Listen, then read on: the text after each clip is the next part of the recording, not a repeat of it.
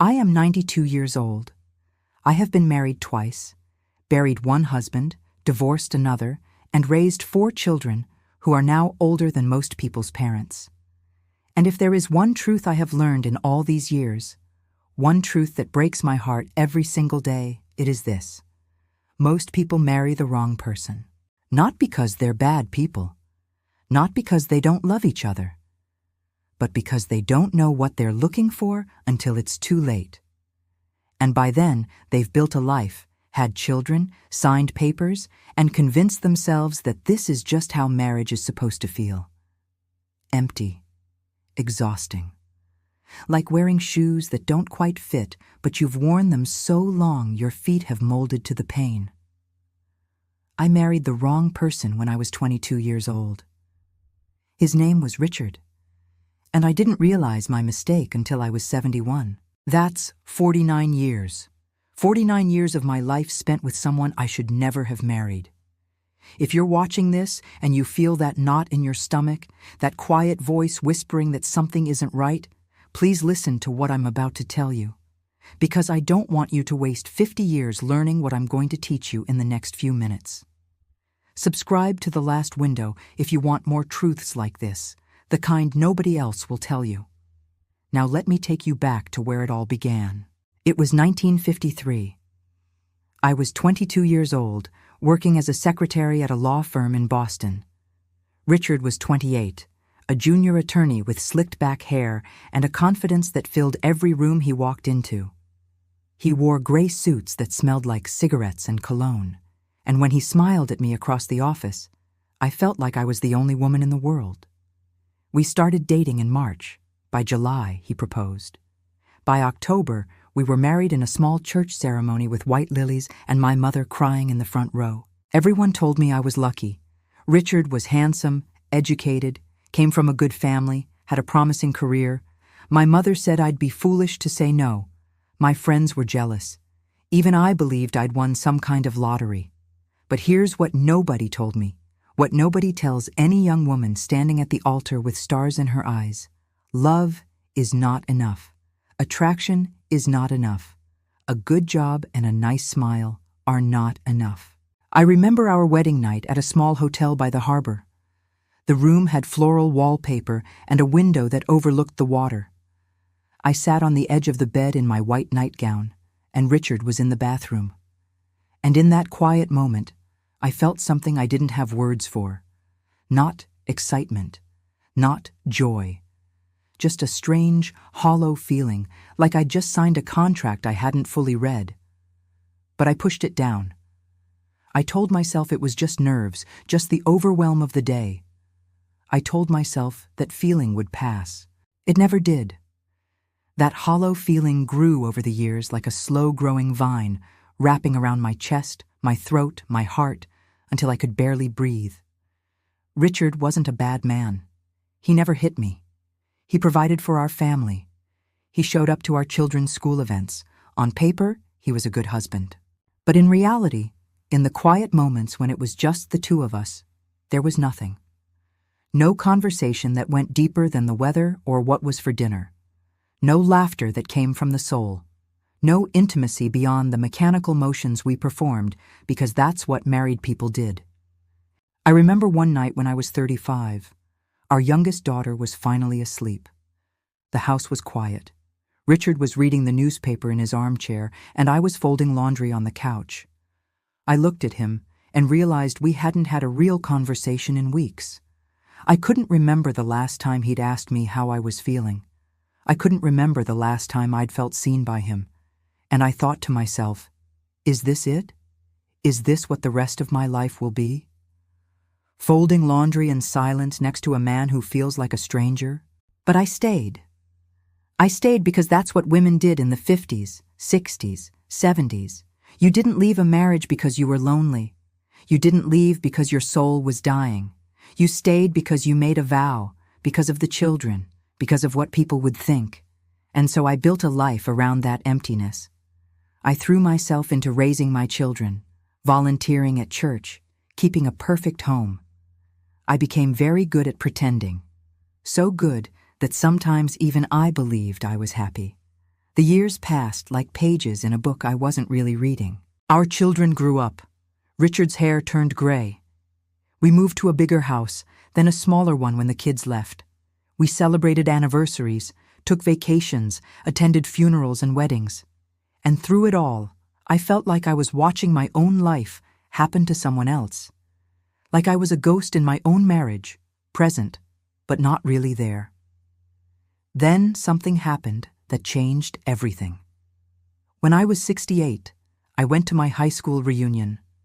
I hadn't been back to my hometown in decades, and there, standing by the punch bowl in a room full of old faces, I saw him. Thomas. The boy I had dated before Richard. The one I'd broken up with because my mother said he didn't have enough ambition, didn't come from the right family. We talked for 3 hours that night, and in those 3 hours, I felt more alive than I had in 40 years of marriage. Thomas asked me about my dreams.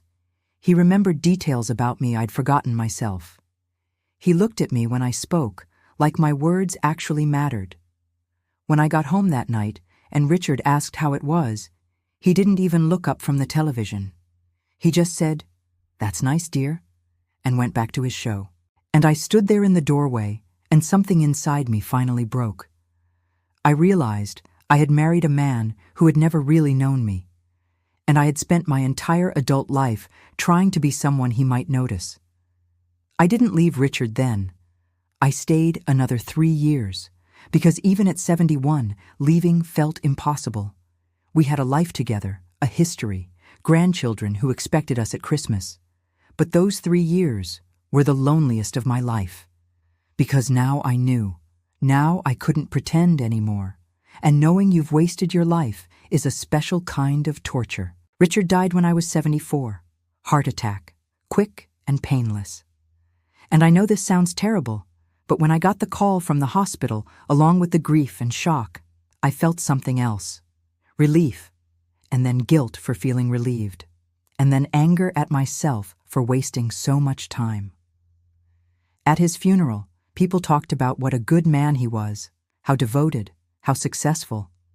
And I stood there nodding, playing the grieving widow, but inside I was screaming, because nobody knew the truth. Nobody knew that we had lived like polite roommates for 50 years, that I couldn't remember the last time he'd told me he loved me and meant it, that I had spent half a century sleeping next to someone who never really saw me.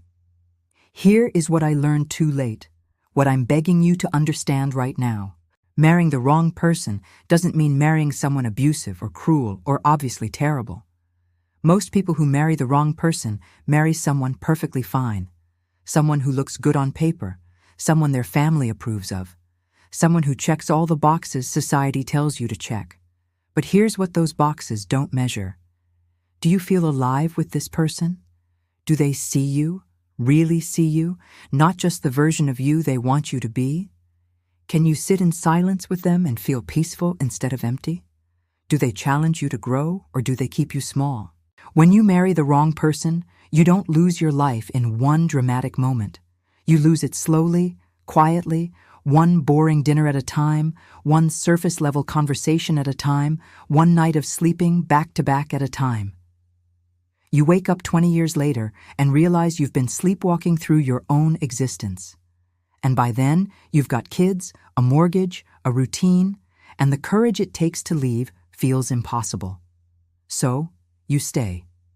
And you learn to live with the ache. I want to tell you how to know if you're with the wrong person.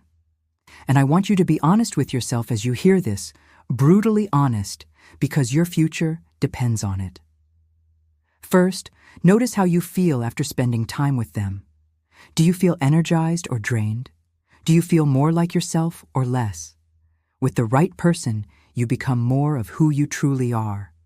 With the wrong person, you're constantly editing yourself, performing, trying to be what they want. If you feel exhausted by the effort of being in your relationship, that's your answer. Second, look at how they respond when you share something vulnerable. Do they lean in or pull away? Do they ask questions or change the subject? The right person will meet your vulnerability with curiosity and care. The wrong person will make you feel like your feelings are inconvenient. I spent decades keeping my real thoughts and feelings to myself because every time I tried to share them with Richard, I could see the boredom in his eyes.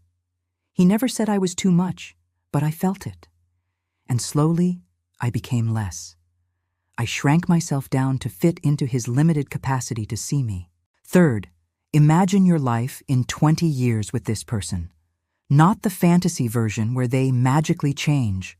The real version, based on who they are right now, today. Can you honestly say you'd be proud of that life? Would you tell your daughter or son to accept that kind of partnership? If you hesitate, you already know the answer. I used to fantasize about alternate versions of my life, versions where I'd had the courage to choose differently. Those fantasies were my soul's way of telling me I was in the wrong place. I just didn't listen. Fourth, pay attention to how they treat you when you're struggling. Not when things are easy, but when you're sick, grieving, failing, messy. The wrong person will disappear, get frustrated, or make it about them. The right person will show up. They'll sit with you in the hard moments without trying to fix you or rush you through it. When my father died, Richard told me I was being too emotional and needed to pull myself together. I cried alone in the bathroom because I didn't feel safe crying in front of my own husband. That's not a marriage, that's a prison. Fifth, ask yourself if you're growing or shrinking in this relationship. Are you reading more books, having deeper thoughts, becoming braver, more honest, more yourself? Or are you getting smaller, quieter, more afraid? I look at photos of myself at 22 and I see light in my eyes. Photos from my 50s show a woman who looks like she's apologizing for existing. That's what happens when you spend decades with someone who doesn't truly value you. You start to believe you're not valuable. Let me tell you what happened after Richard died. I was 74, a widow, grandmother of 6, and I felt like my life was over. But then, something unexpected happened. I reconnected with Thomas, the man from my high school reunion. He was also widowed. We started having coffee once a week, then twice, then every day. And at 75 years old, I fell in love for the first time in my life. Real love, the kind where someone knows your worst qualities and loves you more because of them, not despite them. Thomas and I got married when I was 77. People thought we were crazy, two old people starting over. But those 15 years with Thomas before he died were more alive than all 50 years with Richard. We talked for hours about everything, nothing, the meaning of life, and what we wanted for breakfast. He saw me.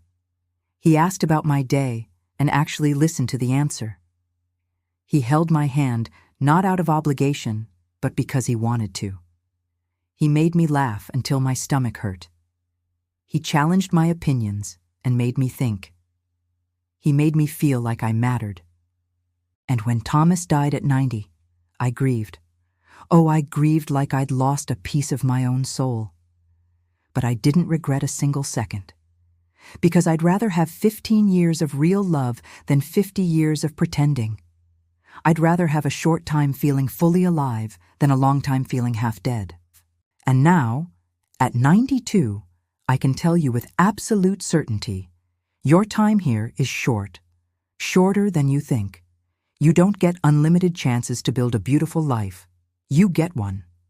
And if you spend it with the wrong person because you're too afraid to choose differently, you will regret it. I promise you that.